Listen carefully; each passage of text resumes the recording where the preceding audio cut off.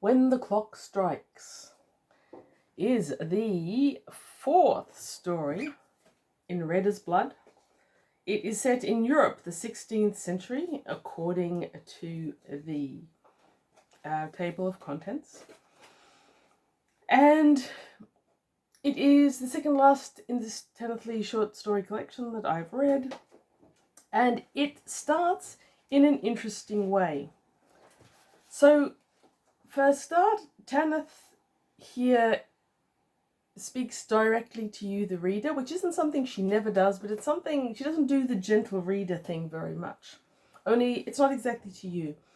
The opening paragraphs remind me a little bit of a D&D game when the GM says to you, you are standing in a derelict city beside a ruined palace, and a strange person comes up to you and asks if you want to hear the story of the clock. What do you do?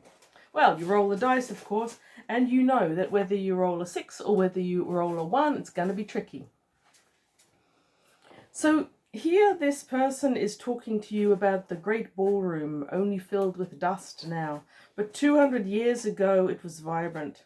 You've got columns of white marble and slender columns of rose-red marble, and the floor is sea green. It was a duke's palace at one stage 200 years ago, and it's presided over by a clock. In antiquity, the city was known for its fabulous devices, but this clock was kind of the apex of it to some extent.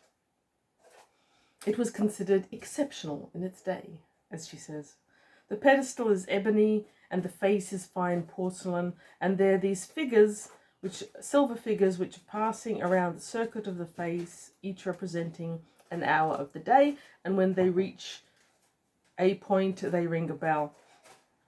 And the figures begin at the first hour, a girl child, a dwarf, a maiden, a youth, a lady, and it progresses on until there's a crone and a magician, and the very last figure at all, the 12th figure, is Death. Do you recognize him? Yes.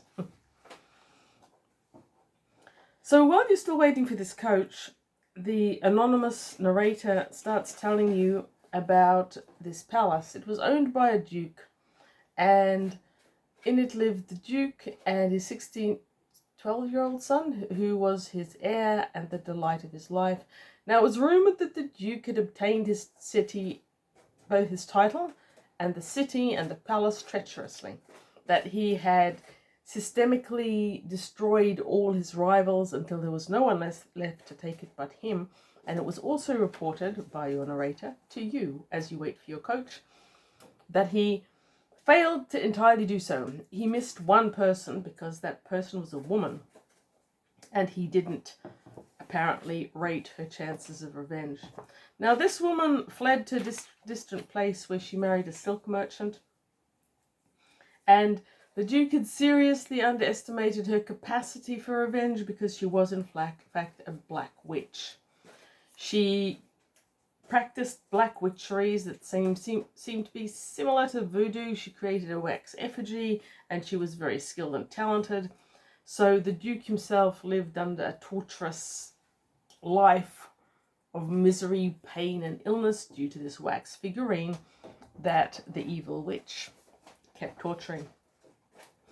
Now, in time, she bore the silk merchant a child, a small daughter, and she reared the daughter on black magics and incantations right from the get-go, and on the same revenge that she herself wanted on this duke for having killed all her family and displaced her from the succession. So that's where we're at. Now, if you know anything about this story, or if you've checked it out online, you will see that this is a retelling of Cinderella. And if you've been following my descriptions of her stories, or if you know Tanith Lee, you can make some assumptions about how this is going to go and your chances of getting a happy ending. So this is a very dark version, and it first appeared in Weird Tales in 1980, which was edited by Lynn Carter. It appeared 2 years later in the year's Best Fantasy Stories, number 8, edited by Arthur W. Seha. I'm probably mispronouncing that. That was a door as well.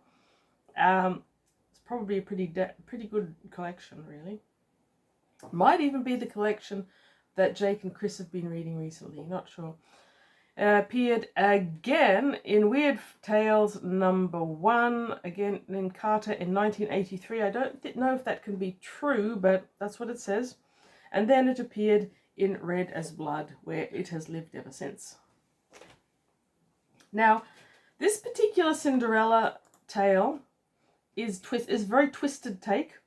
Instead of having a sweet, innocent character who's victimized by her nasty stepmother and stepsisters, you've got a truly malicious and malevolent character who is bent on wrecking her mother's will, which is basically to have revenge on the Duke and the Duke's son.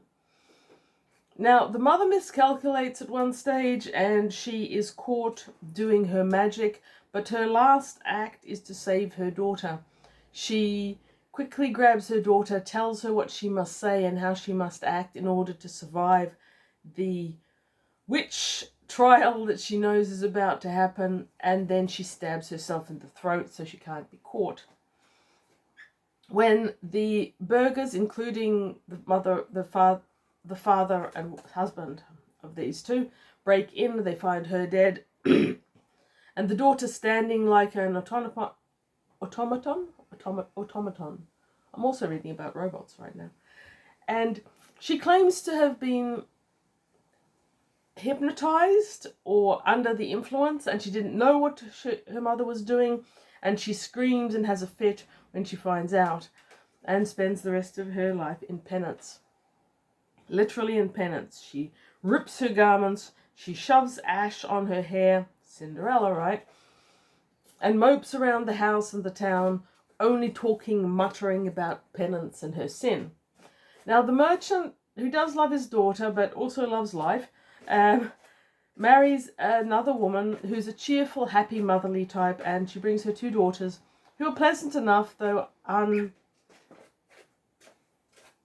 not remarkable in any way, into the house, and they all try to get the daughter out of her shell, but she just goes her own way. And for a number of years it continues thus. The Duke is ailing because the daughter, Cinderella, or as she calls herself here, Ashella, has not come into her full power, and when she does, the Duke finally dies screaming about a sword slowly being shoved into his heart. His son takes over as Duke and is doing a pretty good job. At one stage then he gives a ball and a feast for all the merchants. Ashella goes up to the castle and has this session with the demons where they bathe her and perfume her and do her hair and dress her up. And then she goes to the ball and uses her sorcery to have the Duke's son, or the new Duke, enchanted with her. Finally, after dancing a lot, they're sitting down on a terrace having a snack. Not the word Tanith Lee used, let me assure you. And the clock that you've just forgotten, and which I had forgotten too, but is still in the ballroom, starts striking midnight, the death hour, the witching hour. And at that point, Ashella starts muttering the spell, and I'm not going to tell you the end. You're going to go and want to go and read it now, probably online somewhere. It doesn't do what you expect it to. There is a glass slipper left behind. She does vanish. There is a frantic search, but nothing is the way you remembered it. Certainly doesn't end in a happy ending. And no, there is no one true love. Now, if you go online, you will see various things about this story. This is actually the story from this whole collection that I've read that has a lot of online presence. Many of them, like, I don't know, Wolfland, Black as Ink. I don't think I found a single reference to Black as Ink, but this one actually has a lot of references. ISFDB has it. There's a few live journals and other reviews. There's even another YouTube about it, Shock Horror. It's definitely, and the things that they say are a little bit mixed. So you've definitely got the concentration on that, turning the sweet, innocent character into the manipulative protagonist who is evil.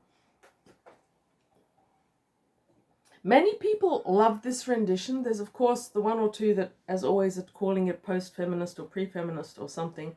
I don't think that feminism per se and as such really enters into the majority of Tanith Lee's work. I think she has female protagonists because she likes writing female protagonists. And I think the F word is taken a little bit too broadly often in literature. This one is twisted. It's got a deep twist. It's got many twists. And it leaves you with a slightly bitter flavour in the mouth. It's disturbing, and it's meant to be disturbing. I don't love the classic grim version of this tale. I think it's fascinating, but I don't love it. I didn't love the original Disney. I did love the 2015 Disney movie of Cinderella. I thought that captured fairy tale better than any other thing that Disney had done for many years, and certainly better than anything it's done since. It feels to me as if the gold when the clock strikes is competing in my brain for the space that Cinderella occupies, and they're really quite different things.